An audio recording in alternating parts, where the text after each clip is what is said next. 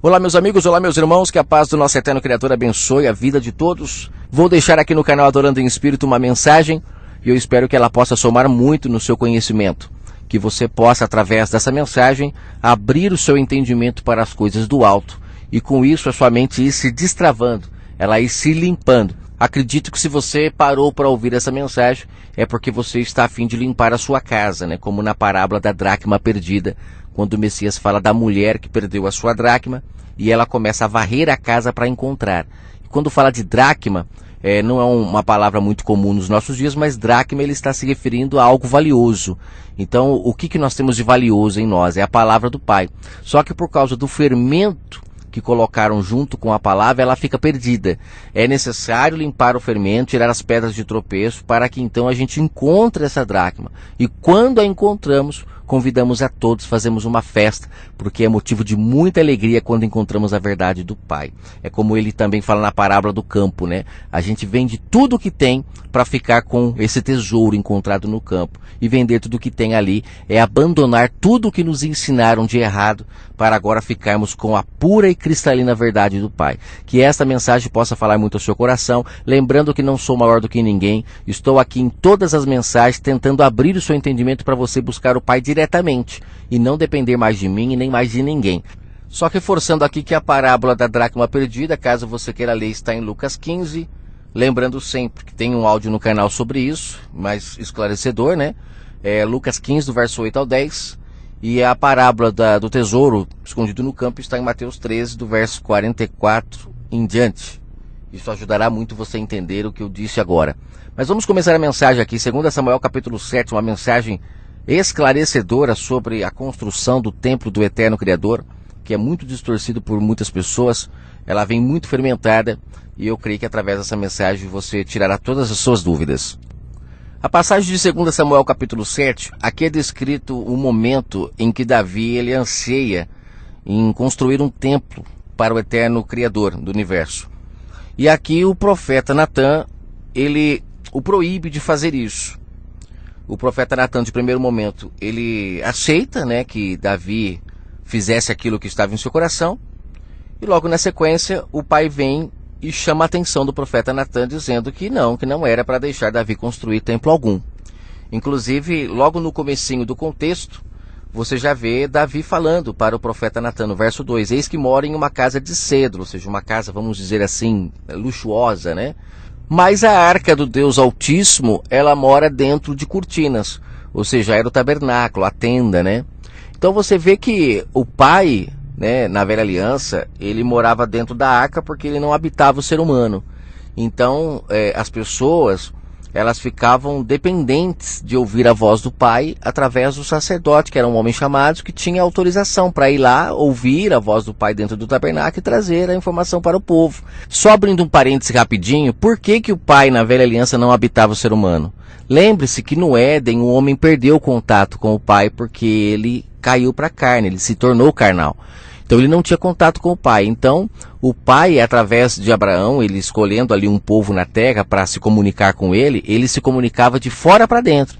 E isso durante um tempo, até o madeiro. Após o madeiro, acabou. Porque aí nós somos comprados para ele como seu templo, ele volta a habitar o ser humano. Aí é claro que para entender isso melhor, você tem que ler Marcos 12, quando ele fala da vinha, que ele arrendou a vinha para os lavradores, que ele cercou, e ele está se referindo a um povo que ele escolheu na terra para se comunicar com eles. Então vamos lá, vamos voltar para 2 Samuel 7. Então o pai ele habitava dentro dessa arca. A arca essa que na nova aliança foi transferida para dentro do ser humano, não está mais fora. Então se você vê algum local que tem uma arca ali, dentro de um templo, alguma coisa, eles estão muito atrasados, não renovaram o entendimento, não aceitaram o sacrifício do Messias, porque a arca, ela está agora dentro do ser humano, e eu vou provar para você, tem as passagens todas para deixar isso muito claro, para não ter dúvida alguma. Vamos lá, rapidamente eu vou deixar bem claro aqui que a arca saiu agora do mundo visível e está dentro do ser humano. Hebreus 8, leia o contexto todo. Paulo fala que a lei que estava na pedra agora passou a habitar o entendimento e o coração do ser humano. Significa então que a lei que representava o Criador do universo na velha aliança estando agora dentro do ser humano, representa que o Pai agora habita o ser humano e não mais dentro de uma arca física externa.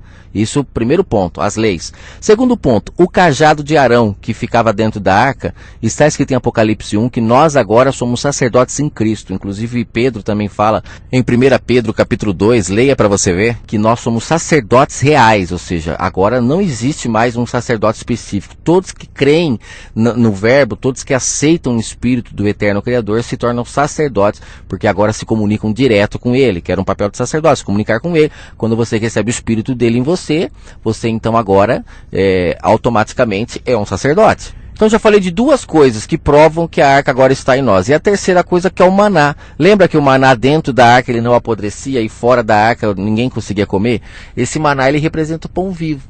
Quando o pão vivo está em nós, quando nós comemos do pão vivo, a gente vive eternamente. Lembra que o Messias falou em João 6? Eu sou o pão vivo, quem comer de mim vive eternamente. Ou seja, eu não sei se você consegue ligar essa questão de comer de mim e viver eternamente com a árvore lá do jardim, que foi proibida de o homem comer os seus frutos, lembra? O homem não podia comer para não viver eternamente, e o Messias ele vem dizendo, quem comer de mim vive eternamente. Depois ele mesmo diz que ele é a videira verdadeira, então significa que ele é a árvore da vida, quem comer dele vive eternamente. Então esse maná que existia na arca é o pão vivo. Então pronto, a arca está em nós hoje. Então vamos voltar para 2 Samuel 7 só para você entender a história, e você vai concluir ali que de fato foi o Messias que levantou o verdadeiro templo, que foi através dele que nós passamos a ser sacerdotes, que nós passamos a ter a lei agora dentro de nós, foi através dele que nós passamos a ter agora o pão dentro de nós. Então tudo se concluiu, só para deixar muito claro para você. Vamos agora ligar a chavinha do odre velho. Vamos lá, vamos voltar para a velha aliança. Então você vê que o Pai sempre morava dentro do tabernáculo, que é sombra do ser humano, local aonde Paulo fala lá em 2 Coríntios 3, ele fala que nós agora somos morada do Altíssimo, né? Que é o Espírito Santo. Nós somos morada dele. O Espírito ali, como eu já falei em vários áudios, né? É o Espírito do Pai, né? É o próprio Espírito dele que mora em nós. Quando Paulo fala que nós somos morada do Espírito Santo, é o próprio Pai morando em nós. O Espírito Santo é o Espírito do Santo, do Pai. Existe alguém mais santo do que ele? Então ele é o próprio Espírito que está habitando o corpo do ser humano. Inclusive lá em João 14, como eu já falei em outras mensagens, o próprio Messias fala, quando ele fala sobre a descida do Espírito Santo, ele fala, eu não vos deixarei órfão, enviarei o Consolador. E este órfão se refere a Pai, né? E lá em Mateus 23 ele fala que só existe um Pai, que é o Altíssimo, o Eterno Criador. Então quando ele fala sobre enviar o Consolador, é o próprio Pai que habitaria o ser humano, né? Isto na nova aliança. Então é necessário entender a velha e a nova aliança para você não ficar com o odre todo rompido, né? A roupa tudo remendada. Por isso que o Messias falou que não pode costurar roupa nova em vestes velhas, ou vestes velhas em roupa nova, como hoje, no caso. Hoje é ao contrário, é veste velha em roupa nova, porque nós estamos na roupa nova, né? A roupa nova, ela é a nova aliança. Mas é o que o sistema faz muito, eles trazem as mensagens de forma muito corrompida, muito remendada, e aí o que fica remendado? A mente das pessoas. Elas não conseguem fazer a separação entre a velha aliança e a nova aliança. Momento onde o Pai habitava dentro de um tabernáculo, na velha aliança, dependia de homens para falar por ele, porque ele não falava com o povo, né? O seu espírito não estava ainda derramado sobre toda a carne, a profecia do profeta Joel não havia se cumprido ainda, Joel capítulo 2, só que Pedro, lá em Atos, no capítulo 2, ele deixa claro que a profecia do profeta Joel havia se cumprido em Atos, onde o espírito seria derramado sobre toda a carne. Então, a partir daí, essa questão de arca, essa questão de um local para o Pai habitar, que não seja o ser humano, não existe mais. Não existe mais. Porque o Espírito do Pai, na nova aliança, foi derramado sobre toda a carne. Então temos que entender que a questão do ungido que tinha na velha aliança, que era uma pessoa escolhida pelo Pai para falar com o seu povo, na nova aliança, essa unção foi derramada sobre todos que creem. Todos que creem são cheios do Pai. Em Mateus 3, João fala isso, quando ele fala ali que o Messias ele vem para batizar com o Espírito Santo. Ele vem para trazer às pessoas o próprio Pai, entendeu? E aqueles que não creem, ele batiza com fogo, como ele diz lá, que ele batiza com o Espírito Santo e com fogo, que são duas coisas. Inclusive lá no próprio contexto ele fala que esse batismo com fogo, ele vem para queimar toda árvore que não dá fruto. E o batismo com o Espírito Santo, ele vem para que as árvores deem mais frutos, ou seja, passem a dar frutos, né? Porque no caso nós, os gentios, éramos zambujeiros, como Paulo fala em Romanos 11. Nem frutos nós dávamos. Foi através do Messias que nós fomos enxertados na videira, né? Como ele fala em João 10,16. Os de fora do aprisco fomos unidos a ele, E a partir daí passamos então a ser árvores frutíferas. Por quê? Porque o Espírito do Pai, descendo sobre uma pessoa, ela se transforma em uma nova criatura. Mas vamos dar sequência, espero que você compreenda bem essa mensagem. Bom, já falei lá no começo a questão de que a arca não está mais fora do ser humano, né? Que ela está dentro agora. A arca podemos dizer que é a nossa mente, né? Porque aqui dentro é que está o maná, é que está o cajado e que está também as leis do Pai. Então, nisso já fica claro que é necessário renovar o entendimento. Mas eu quero deixar claro ali que o profeta, quando o pai chama ele para alertar Davi que não era para ele construir templo nenhum, o profeta, ele fala que quem levantaria o templo verdadeiro é o Messias. E eu já deixei claro isso já. Porque foi o Messias que trouxe para nós esse privilégio de sermos morada do Altíssimo, como Paulo fala no livro de Coríntios, né? Foi ele que trouxe para nós o privilégio de sermos sacerdotes, de comermos do seu pão, coisa que Salomão não fez nada disso, gente. Então vamos acordar e vamos parar de ficar negando o sacrifício do Messias, né? Querendo tampar o sol com a peneira, porque o texto é muito claro. Então aqui, ó, só lembrando que o verso 5 de 2 Samuel 7 fala que o Criador manda dizer para Davi que ele nunca havia pedido para ninguém construir casa nenhuma para a habitação dele. Aí ele fala no verso 6, porque em casa nenhuma eu habitei desde o dia em que fiz subir os filhos de Israel do Egito até o dia de hoje. Mas eu andei entre tenda em tenda, ou seja, tabernáculo em tabernáculo. É isso que ele faz a nova aliança, ele habita nos tabernáculos, que somos nós, né? Ele não habita mais em locais, como na verdade, quando eu digo locais, eu estou falando do tabernáculo lá, fisicamente. Ele habita agora no ser humano. Então, esse templo de pedra que está aí, ele não é sombra do tabernáculo. A sombra do tabernáculo é o ser humano. A gente acreditar que o templo de pedra hoje que está aí, ele é referência ao tabernáculo, então a gente vai voltar todo mundo para a velha aliança.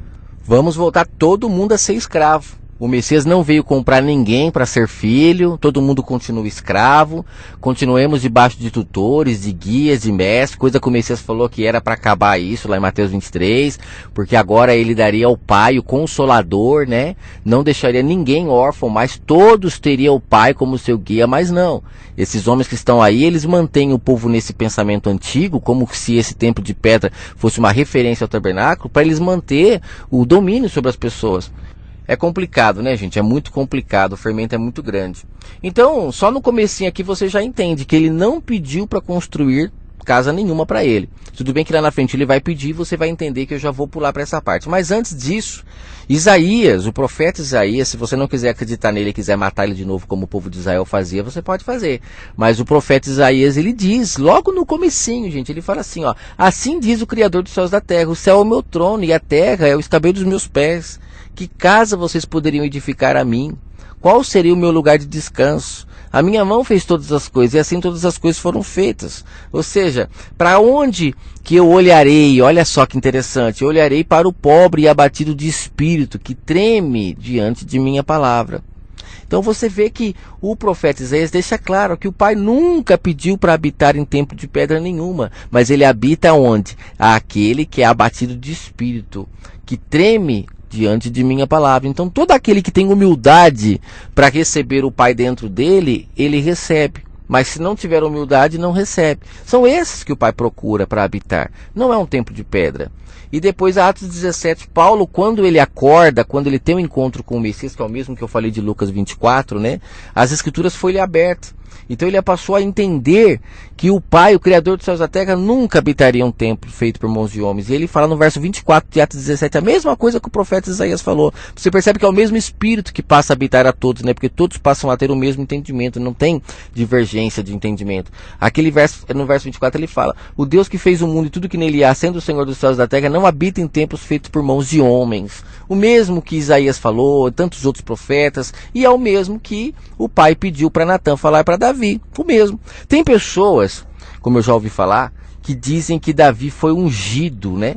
E eles confundem, eles acham que Davi foi ungido para ser profeta. Como um próprio pastor falou isso para mim, eu achei um absurdo, porque o texto é claro. Quem ungiu Davi foi Samuel para ele ser rei, não profeta, gente. Tanto é que ele precisava pedir conselho para os profetas.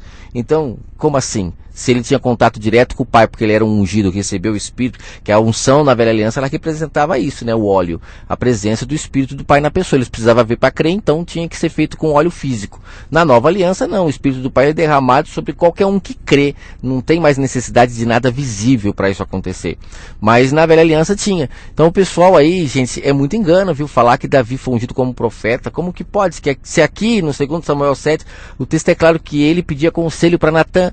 Ele não tinha contato direto com o pai. Tanto é que quando Natã volta e fala para ele que não era para ele construir nada, ele volta e repreende Davi, como o pai falando por intermédio de sua boca. E Davi respeita. Por quê? Porque ele sabia que era o pai falando pela boca do profeta. O pai não falava por boca de ninguém na velha aliança, a não ser pelos profetas e também os sacerdotes que eram escolhidos para ir lá e ouvir a sua voz dentro do tabernáculo. Mas isso é como eu já falei e repito, velha aliança, nova aliança não tem mais isso. Nova aliança, o pai quer falar com todos, basta crermos. Se você abandonar pai e mãe, aguarde que ele vai falar com você. Agora, se você ficar debaixo de guias ainda, tendo tutores, tendo aí os lavradores, os mordomos, né, como se eles ainda cuidassem da obra do pai, como eles mesmos dizem, né, esses homens que se colocam como líderes das pessoas, eles dizem que eles são pessoas chamadas para cuidar da igreja. O pai não precisa mais disso, gente, porque ele deixou claro lá em Mateus 23 que ele não precisa mais disso, de mestre, de guias e nada disso. É ele que comanda. Só que ele só comanda aqueles que se deixam comandar. Como um noivo vai se casar com a noiva que não sai de casa, que não abandona pai e mãe, que não está disposta a abandonar tudo para se casar com ele? Então ele não se casa com essas, ele se casa com todas aquelas que abandonam pai e mãe, né, que de verdade se unem ao seu marido em espírito para buscá-lo agora de forma espiritual e não mais de forma física, né?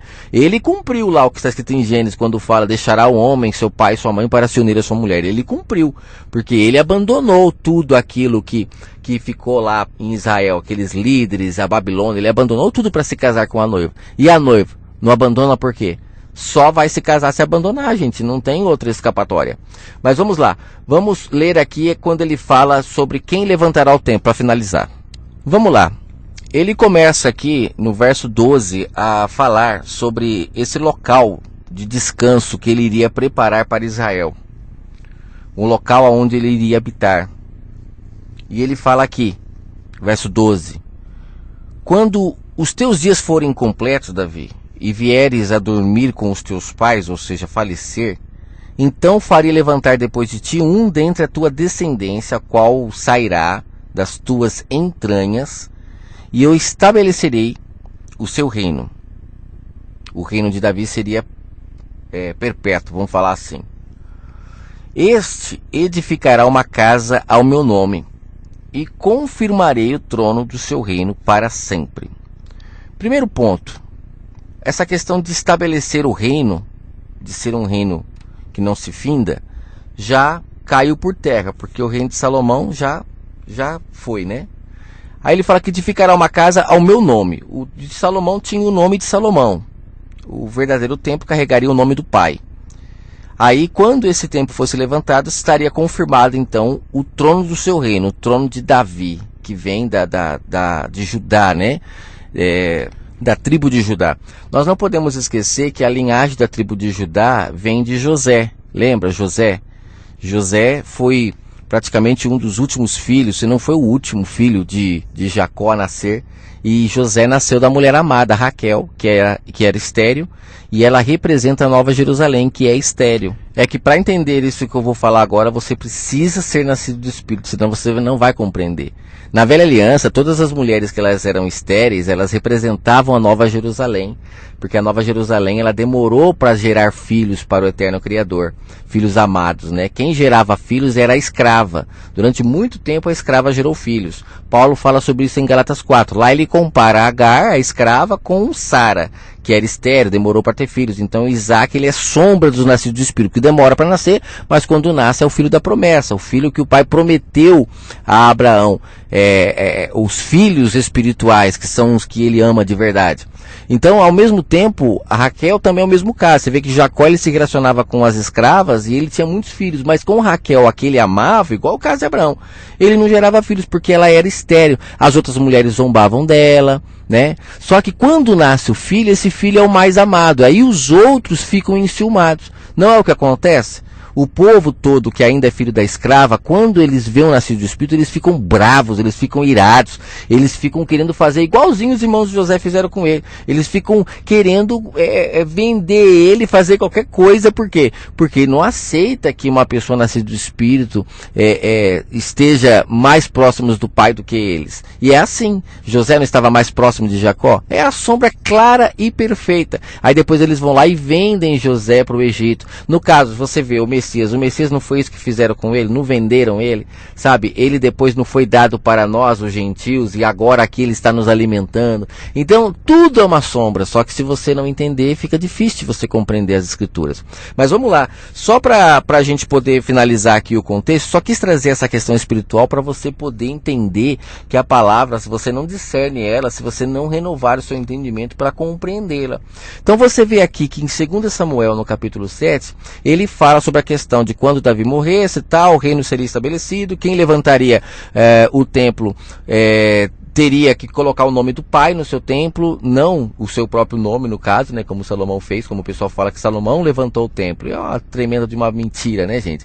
Eles deturpam todas as escrituras para defender os seus enganos. Aí ele fala aqui, ó, eu lhe serei por pai, verso 14, o pai de quem? De quem levantasse o templo. E ele me será por filho. Lá em Hebreus 1, Paulo fala que o único que recebeu o título de filho foi o Messias, né? Se você encontrar alguma passagem onde Salomão tenha recebido esse título, maravilha, mas o único foi o Messias, disse Paulo. Aí ele fala, se vier a transgredir, castigá-lo-ei com vara de homens e com açoite de filho de homens. Aí o pessoal fala, aqui não é o Messias que ele está falando não. É claro que é. Gente, Paulo fala em Hebreus 5, que o Messias ele aprendeu pela obediência aquilo que ele sofreu. Então ele aprendeu a fazer o que era certo através do que ele sofria. Então você vê que a gente não pode tirar o mérito de que ele era espiritual, que era o próprio pai dentro dele. Mas ele era um humano, ele era humano, ele tinha suas fraquezas. Então, se ele ouvisse a voz do pai que estava nele e praticasse tudo e fosse fiel ao pai, fosse um com ele, como ele sempre falava que ele era, ele venceria tudo e compraria para o pai o seu verdadeiro tempo. Ele sofreria no seu corpo todo o castigo da lei, para então agora o povo não ser mais julgado pela lei, a não ser aqueles que querem, né? Como hoje, por exemplo, tem muita gente que quer. Ela quer guardar o sábado, ela quer pagar o dízimo, ela quer ter sacerdote, ela quer ir para templo, só que ela não quer ser circuncidada até a morte, caso ela adultere. Isso ela não quer, né? Como está lá em Levítico 20:10. Ela não quer também apedrejar ou matar, né, todos os seus parentes idólatras, ela não quer. Ela não quer, por exemplo, ser apedrejada por usar roupa com os tecidos mistos, né? Que aqui é sombra, roupa com tecido misto, é aquilo que o Messias falou lá no capítulo 9 de Mateus, quando ele fala de remendar pano novo em vestes velhas. Se você fizer isso, vai ficar mista a roupa, não vai? Então o povo não podia usar roupa com tecido misto na velha aliança, porque era uma sombra disso que o próprio Messias falou depois. Só que quem ainda quer viver na velha aliança, se usar roupa com tecido misto fisicamente, você é apedrejado, ó, Deuteronômio 22:11. Só que isso o povo não quer, mas o dízimo eles querem ser reconhecidos ainda como sacerdotes, como representantes de Deus na terra. Tanto é que uma pessoa não casa diante de Deus se não for através de um sacerdote, o que é uma blasfêmia, né, gente? É uma blasfêmia muito grande. As pessoas não querem, ó, aqui fala em Levítico 3, verso 17, que se a pessoa comer gordura, que seria no caso hoje manteiga, queijo, essas coisas todas, ela seria apedrejada. Então, peraí, você não quer viver na velha aliança? Você não quer ter ainda a arca hoje? Você não acha que é necessário ter a arca hoje? Você não quer ter templo? Você não quer ter sacerdote? Você não paga dízimo? Você não guarda sábado? O que mais você faz da lei? Se você fizer qualquer uma dessas coisas, você vai ter que cumprir a lei toda. Se você não entender e renovar o seu entendimento, que dízimo na nova aliança é a palavra do Pai, que é dado para os pobres, para os órfãos, para as viúvas, que são gentios, porque nós éramos pobres do Criador do Universo, nós éramos órfãos, não tínhamos Ele como Pai, nós éramos viúvos, não tínhamos Ele como marido, adorávamos deuses mortos, né, ídolos mortos, por isso que se refere à viúva, né, essa questão de dar o dízimo para a viúva representa trazer o Criador do Universo como seu marido, para que ela agora tenha um marido vivo para servir. né, para honrar, e não mais um marido morto. Mas você quer ficar dando dízimo em dinheiro ainda, você acha que tá certo, você acha que você está vivendo a nova aliança, praticando essas obras da velha aliança ainda. Então faça como você quiser. Se você não acredita que o Messias ele comprou o templo verdadeiro para o Pai, que somos nós, para agora vivermos a realidade e não mais as sombras, né? Então fique na mão dos mercenários, continue sendo roubado por eles, continue sendo esse pano misto de roupa velha e roupa nova, desse odre corrompido, sabe, que não consegue separar as coisas do eterno Criador. Continue. O que eu posso fazer? Estou aqui para tentar abrir os seus olhos, te dando colírio para que você possa enxergar a verdade do Pai. Estou trazendo aqui ouro refinado para você acordar, para você se enriquecer do eterno Criador. Mas se você não está aceitando, prefere continuar comendo a lavagem com os porcos, o que nós podemos fazer? Não podemos fazer nada, né? Bom, eu não vou continuar aqui falando o que mais você precisa cumprir, se você guarda o sábado, paga dízimo, tem sacerdote. Eu não vou continuar falando não, porque a lista é grande, viu? Olha, homem não pode fazer a barba, não pode acender fogo no sábado, não pode comer carne de porco. Nossa, um monte de coisa que você não poderia fazer e você faz. Então você está cumprindo uma parte, mas não está cumprindo a outra. Então cuidado, hein? Ou você cumpre tudo ou não cumpre nada. Então, gente, o Messias ele disse, vinde a mim porque o meu fardo é leve. Entenda espiritualmente todas essas questões aqui, que eu vou gravar depois um áudio explicando parte por parte da velha aliança de forma espiritual, para você entender como não poder tocar em cadáver, não acender fogo no sábado, não comer carne de porco. Tudo isso na nova aliança se espiritualizou, inclusive o homem não poder fazer a barba. Tudo isso você tem que entender de forma espiritual, e você vai ver como que é lindo o agir do Pai, como que as sombras são perfeitas. Mas eu vou finalizando aqui a passagem de 2 Samuel, só trazendo mais uma vez aqui a informação de que quem levantaria o templo seria filho e o Criador do universo seria por pai. Quando fala que ele, se ele errasse, seria castigado, Paulo fala em Hebreus 5 que sim, se ele errasse, ele poderia ser castigado, mas ele aprendeu a obediência pelo que sofreu. E aí ele fala, a minha benignidade, verso 15, 2 Samuel 7, não se apartará dele, como a tirei de Saul, a quem tirei de diante de ti. Ou seja, essa pessoa que levantaria o templo teria a benignidade do Pai para sempre. A tua casa e o teu reino serão firmados para sempre diante de ti, e o teu trono será firme para sempre. Então, quem é que trouxe de verdade essa oportunidade do reino espiritual, que é sombra da tribo de Judá, dos filhos nascidos da estéril? Quem foi que trouxe a oportunidade desse reino se tornar eterno? Não foi o Messias? Não foi ele que trouxe a lei para dentro do ser humano, não foi ele que trouxe o pão para dentro do ser humano, não foi ele que levantou o ser humano como sacerdote, não foi ele que trouxe a presença do Pai, do eterno Criador, agora para dentro do ser humano através do Espírito do Pai, como ele disse lá em João 14, não vos deixarei órfão, enviarei o Pai para vocês, vocês agora terão o Pai em vocês e ele será o guia de vocês. Qual parte não dá para entender aqui, gente, de que tudo se renovou, de que agora somos casa do Altíssimo, morada do Espírito Santo? Qual parte nós não conseguiremos entender? E eu vou deixar aqui para finalizar as duas passagens quando Paulo fala sobre essa questão de nós hoje sermos templo do Altíssimo. 1 Coríntios capítulo 3, não sabeis vós que vós sois o templo de Deus, ou seja, o templo do Pai, que o Espírito dele habita em vós. 1 Coríntios 6,19, não sabeis que o vosso corpo é templo do Espírito Santo e que ele habita em vós? Gente, quer mais passagem mais clara do que isso? E para você que acha que o Messias ele não veio da tribo de Judá, não se esqueça que na época em que ele nasceu, lá em Jerusalém, só morava em Jerusalém Benjamim, a tribo de Benjamim e de Judá. As outras 10 tribos estavam morando em Samaria. Então não confunda as coisas, não traga fermento por meio da palavra do Pai, para que o povo não entenda a verdade, porque o Espírito dele não deixa ninguém confundido. E eu não poderia deixar de falar aqui sobre João 2 também, para finalizar, quando o próprio Messias fala com todas as letras ali, que ele levantaria o verdadeiro templo. Olha, quer passagem mais clara do que essa? Quando ele fala, destruam este templo, e ele se referia ao seu corpo, né? Que eu vou levantar o verdadeiro. Aqueles homens, como eles eram cegos, e o Messias o tempo todo os chamava de cegos, você já vê claramente que eles eram cegos, porque eles não conseguiam ver que o Messias estava falando sobre o seu corpo. Eles achavam que ele estava falando sobre o templo. Aí eles falam, esse templo demorou tantos anos para ser levantado, como é que você vai levantar o verdadeiro templo em 3 dias? E você vê que ali está claro quando ele fala que eu levantarei o verdadeiro templo em 3 dias. E o verdadeiro templo somos nós, que fomos agora comprados para ser morada do Altíssimo, aonde não temos mais guias, não temos mais lavradores, não temos mais mordomos, não somos mais escravos, passamos a ser filhos agora, esposa. Acabou, gente, desde o madeiro. Pena que esses homens, eles fecham o reino do Pai ao povo, como o Messias fala em Lucas 16, mas o Messias deixou lá uma chave de entendimento maravilhosa em Lucas 16. Quem não empregar força não entra no reino. Você que ouviu esse áudio já entendeu, né? O reino do Pai está fechado ao ser humano desde o madeiro. Aqueles homens não aceitaram que o véu se rasgou e que eles perderam a mordomia deles. Ali, quando o véu se rasga e as pedras do templo se fendem, ali o Messias, como disse o irmão Charles, está assinando a carteira deles, está dando baixa, falando: a partir de agora vocês estão demitidos, como ele fala em Lucas 16. Os mordomos infiéis foram demitidos, porque agora quem vai tomar conta das minhas coisas é o próprio Eterno Criador através do seu Espírito. Para quem crê, né?